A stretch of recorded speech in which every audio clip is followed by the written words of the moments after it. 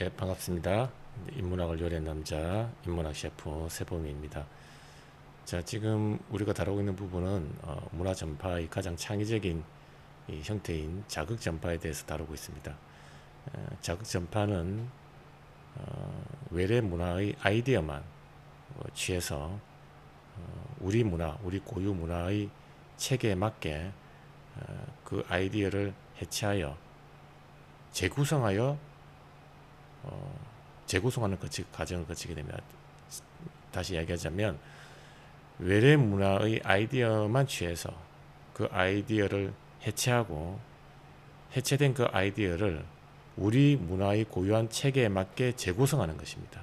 즉 결국은 이 아이디어의 해체와 그 해체된 아이디어를 우리 고유의 문화 시스템에 맞게 재구성하는 과정을 통해서 기존에 존재하지 않았던 새로운 우리의 문화를 창조해내는 것이죠. 즉 내부적인 발명을 이루어내는 것입니다. 이것이 바로 자극 전파의 원리다 이렇게 볼 수가 있습니다. 계속 이어서 이 한자의 경우에 한자는 소리와 뜻이 분리된 상태로 하나의 기호 안에 공존할 수 있습니다. 즉 한자에서 우리가 취할 수 있는 아이디어는 소리와 뜻이 분리된 상태로 공존할 수 있다. 소리와 뜻이 분리된 상태로 공존할 수 있다. 자, 이 아이디어를 해체하여 우리말 시스템에 맞게 어떻게 재구성하는지를 살펴보니 우리말의 내용어는 우리말의 내용어는 한자에서 뜻을 취하고 우리말의 기능어는 한자에서 소리를 취하여 우리말을 한자로 표현한다. 결국 이것은 한자의 소리와 뜻이 분리될 수 있다는 아이디어를 우리말의 내용어와 기능으로 각각 처리하는 이 과정을 통해서 새로운 문화를 발명을 해낸 것이죠. 조금 더 구체적으로 이야기하자면 우리말은 결국 내용어와 기능으로 이루어진다. 우리말의 내용어에 해당하는 부분은 뜻이고 우리말의 기능에 해당하는 부분은 얻느니가 뭐뭐 한다를과 같은 어미다. 자, 그런데 한자에는 뜻글자이기 때문에 기능어가 존재하지 않는다. 그러면 기능어가 존재하지 않는 한자어를 어떻게 우리말의 체계로 가져올 것인가? 자, 이와 관련한 문제의식이 어떻게 해결되는가? 즉 한자가 가지고 있는 아이디어, 즉 소리와 뜻을 하나의 기원에 담고 있다 라고 하는 아이디어, 소리와 뜻을 물론 그 소리와 뜻은 분리될 수 있는데 분리될 수 있는 그 소리와 뜻을 하나의 기호에 담고 있다. 즉 소리와 뜻은 분리될 수 있는 동시에 공존할 수 있다. 이것이 바로 한자의 아이디어죠. 이 아이디어를 해체를 합니다. 즉 한자와 뜻이 분리될 수 있지만 역시 공존할 수 있다라고 하는 아이디어에서 한자의 소리와 뜻을 분리하죠. 즉 아이디어를 해체하는 것입니다. 해체해서 그 한자의 뜻은 우리말의 내용으로 처리를 하고 그 한자의 소리는 우리말의 기능어, 즉 어미로 처리를 하여 우리말 시스템에 맞게 그 한자를 결국은 재구성하여 새로운 이두라고 하는 언어 문화를 우리가 발명해낸 것이다. 이렇게 볼 수가 있습니다. 그래서 외래 문화의 아이디어만 취하여 우리 문화의 시스템에 맞게 재구성해낸 것이기 때문에 즉 우리말 시스템에 맞게 해체하여 재구성해낸 것이기 때문에 이것은 자극전파의 사례로 볼 수 있다. 자, 계속해서 이 이두와 관련한 자극전파를 살펴보도록 하겠습니다. 자, 3단계 결론.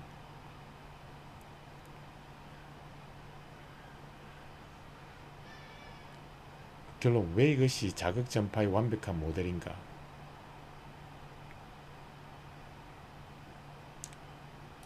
만약 조상들이 중국인들이 문장 구조와 표현 방식을 그대로 배워서 한문을 구사했다면 그것은 우리 고유의 언어적 색채를 잃어버리는 문화 동화였을 거야.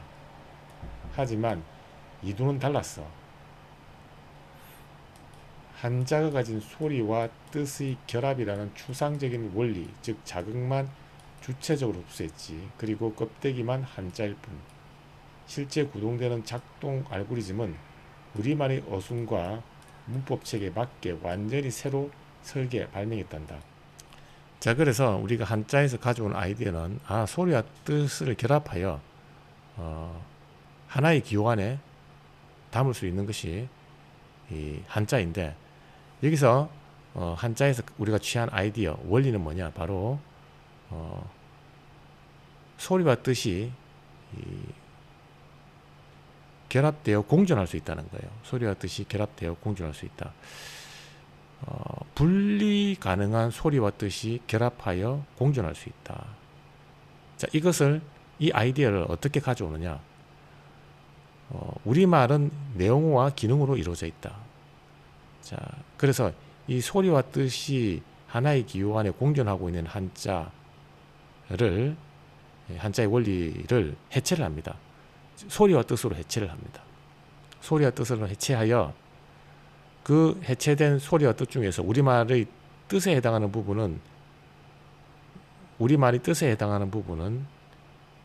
우리말의 내용에 해당하는 부분은 한자의 뜻을 취하고, 우리말의 기능에 해당하는 부분은 한자의 소리를 취하여 내용어와 기능으로서 어떠한 문법적인 시스템을 가지고 있는 우리말을 표현한 것이죠. 자, 결국 이 이두라고 하는 것은 한자의 소리와 뜻을 해체하여 우리말의 내용어는 한자의 뜻으로 처리를 하고, 우리말의 기능은 한자의 소리로 처리를 하여 한자를 우리말 체계로 재구성해낸 것이다. 이렇게 볼 수가 있습니다. 즉, 한자를 그대로 우리가 가져온 것이 아니라 한자의 구성 원리, 소리와 뜻이 결합되어 있다는 구성 원리를 가져와서 그 구성 원리를 소리와 뜻으로 해체하여 우리말 시스템에 맞게 재구성해낸 것이다. 그것이 바로 이두이다. 그래서 기존에 존재하지 않았던 이두라는 새로운 언어 체계를 우리가 발명해냈다. 그래서 이것이 자극전파의 중요한 케이스다라고 볼 수가 있어요.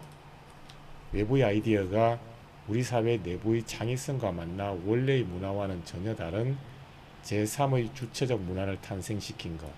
이것이 바로 자극전파가 가진 가장 지적이고 역동적인 메커니즘이란다. 이제 이두가 왜 단순한 모방이 아닌 위대한 자극전파의 산물인지 한눈에 그려지지. 이두의 정교한 메커니즘을 꿰뚫어 보니 이제 체로키 음절 문자의 원리도 아주 직관적으로 이해할 수 있을 거야. 이 역시 이두와 정확히 똑같은 세 단계의 논리로 백인들의 문자라는 외부 자극을 체로키 부족만의 위대한 발명으로 승화시킨 완벽한 자극전파의 사례란다. 먼저 1단계, 영어에서 발견한 추상적 원리, 즉 외래자극. 19세기 초 체로키 부족의 시코야는 백인들이 쓰는 영어책을 보게 되었어. 당시 그는 영어를 한마디도 할 줄 몰랐고 읽을 줄도 몰랐기에 그 글자들은 그저 뜻모를 까만 지렁이 그림에 불과했지. 하지만 시퀴아가 그 유물로부터 얻은 진짜 자극은 영어 단어의 뜻이나 발음이 아니었어.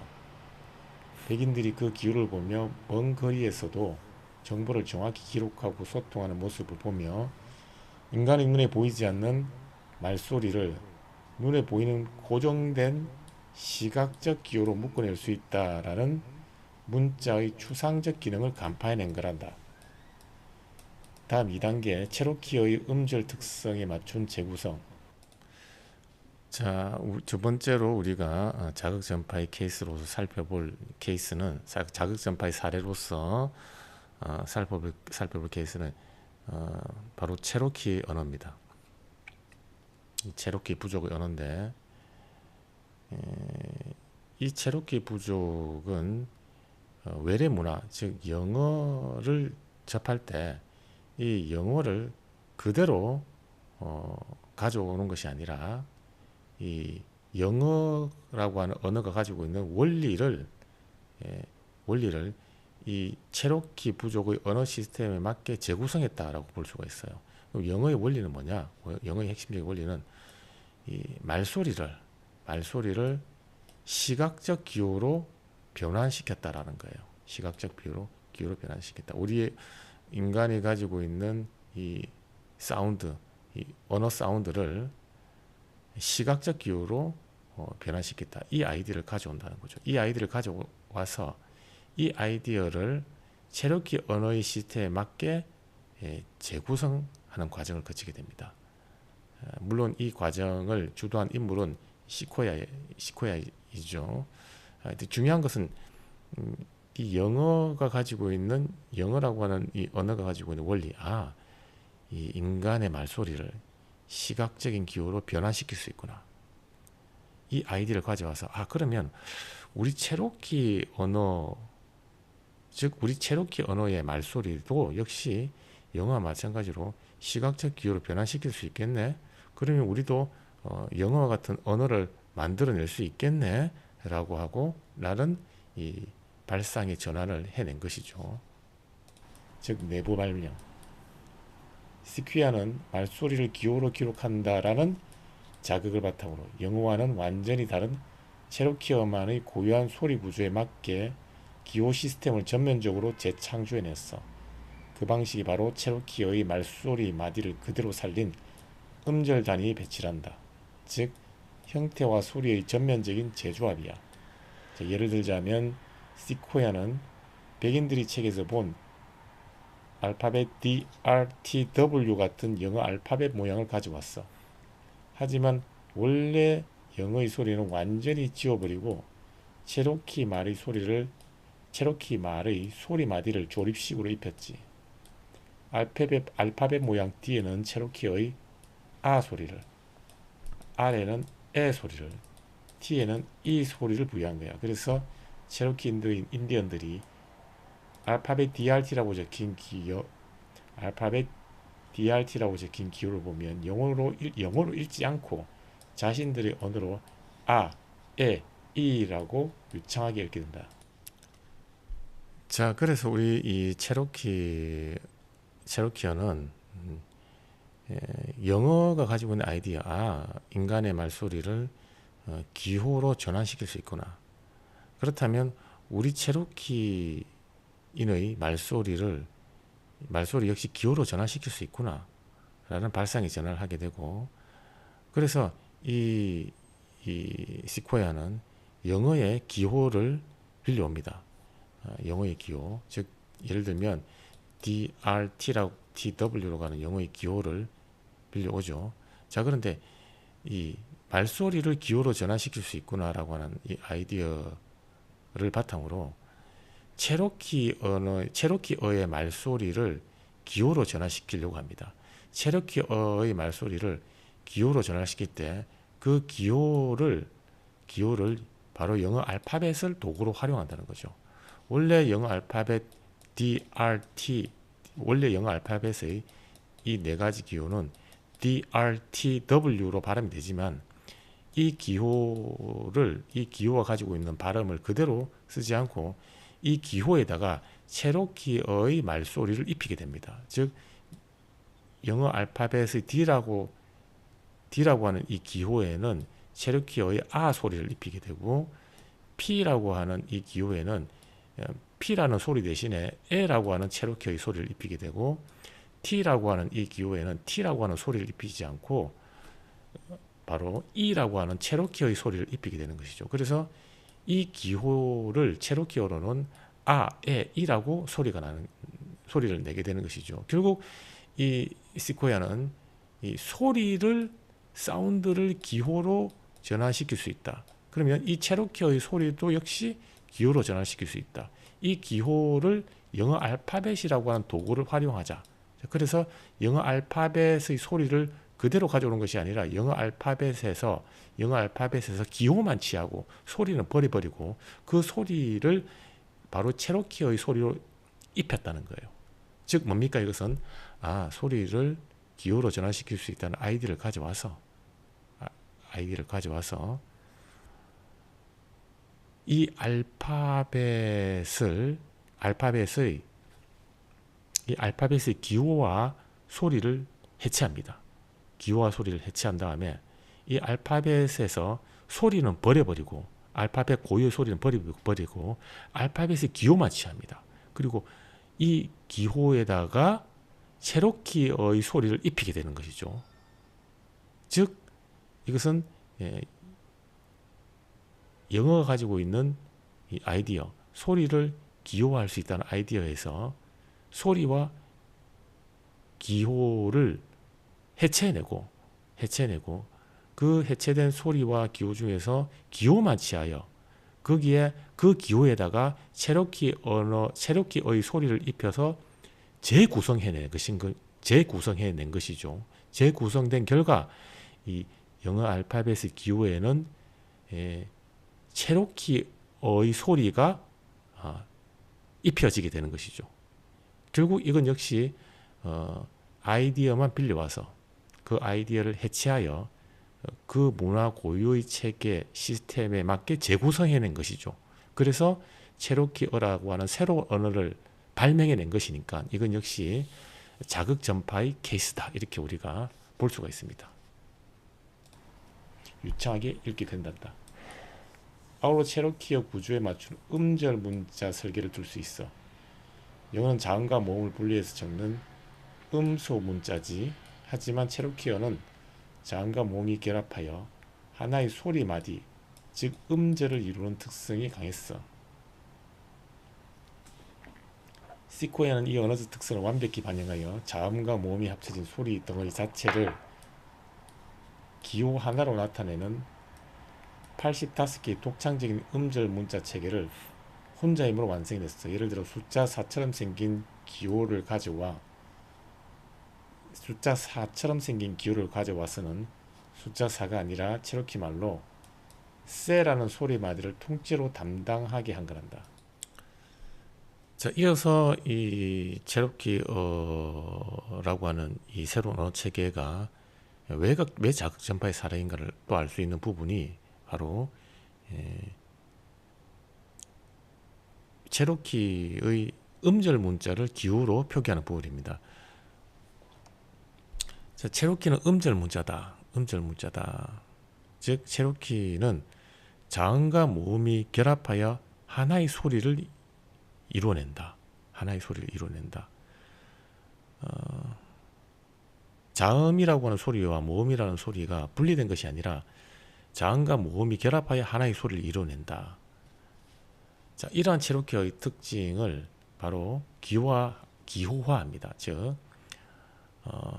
여기 아라비아 숫자 4처럼 생긴 기호가 있는데 이 기호를 원래 하나의 기호에는 보통 하나의 음소만 처리가 되는데 이 하나의 기호에 자음과 모음이 모두 결합하여 처리가 되더라는 겁니다. 그래서 이 하나의 기호를 뭐라고 소리내느냐, 이 아라비아 숫자 4처럼 생긴 기호를 세라고 하는 소리를 입히게 됩니다. 그런데 이 세라고 하는 것은 이 S라고 하는 자음과 E라고 하는 이 모음이 결합이 된 것이죠. 즉 자음과 모음이 결합되어서 세라고 하는 소리를 내는데, 이때 이 자음과 모음을 각각의 새로운 기호로 처리하는 것이 아니라 자음과 모음을 결합하여 하나의 기호로 처리를 하더라. 즉 이 음절 문자, 즉 자음과 모음이 결합하여 하나의 소리 마디를 이루는 이 체로키 언어 시스템에 맞게 그 기호를 처리하더라. 그래서 소리를 기호할 때도 외래 문화의 시스템을 그대로 기호하는, 그 소리를 기호할 때도 외래 문화의 시스템, 즉 하나의 음소를 독립된 기호로 처리하는 것이 아니라 체로키 언어 시스템에 맞게 기호하더라. 즉 체로키 언어 시스템이 뭔데? 체로키 언어 시스템은 자음과 모음이 결합하여 하나의 소리를 내는 시스템이더라. 그래서 세라고 하는 자음과 모음이 결합된 이 소리를 자음과 모음으로 분리하여 각각의 기호로 처리하는 것이 아니다. 세라고 하는 이 소리를, 즉 자음과 모음이 결합된 이 소리를 각각의 기호가 아닌 하나의 기호, 예를 들면 아라비아 숫자 4처럼 생긴 이 기호에 담아내더라. 결국 이건 역시 소리를 기호하는 그 외래 문화의 아이디어를 그대로 가져온 것이 아니라 소리를 기호하는 이 아이디어만 가져와서 기호의 소리를 입힐 때 체로키어의 소리 시스템에 맞게 기호로 전환을 하더라. 즉 외래 문화의 아이디어만 가져와서 자신 고유의 문화 시스템에 맞게 재구성해내는 이러한 자극 전파의 케이스를 한 번 더 우리가 체로키 언어를 통해서 확인을 해낼 수 있습니다.